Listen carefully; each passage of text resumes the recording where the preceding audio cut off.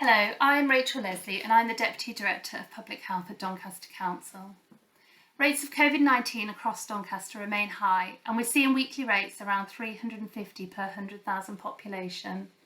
We're expecting that this rate may again begin to rise as we move into next week. I'll talk in just a moment about changes to self-isolation guidance, but I want to restate the importance of being cautious while you're out and about and in the workplace, while those rates remain so high in Doncaster and other parts of the UK.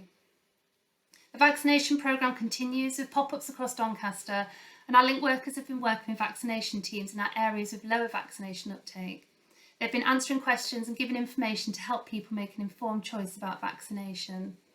We know that vaccination has meant that fewer people have died in the most recent wave of infection than we've seen in previous waves. If you haven't had your vaccination yet or are due your second vaccination, now is a good time to make arrangements as we move into the colder months of autumn and winter. So changes to self-isolation guidance.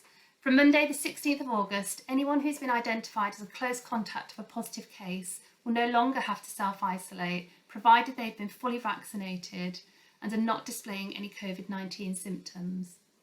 To be fully vaccinated, you need to have had both doses and be 14 days or more beyond your second vaccination dose. Additionally, anybody aged under 18 does not have to self-isolate, and this includes if you're living in a household with a positive person.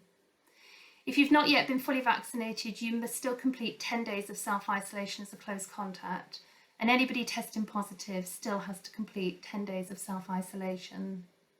If you're contacted by Test and Trace, regardless of whether you're fully vaccinated or not, you'll be advised to take a PCR test as soon as possible to check whether you have the virus. You do not have to isolate while waiting for your results. However, if you're a health or care worker, you'll need to wait for a negative result and talk to your employer before returning to work.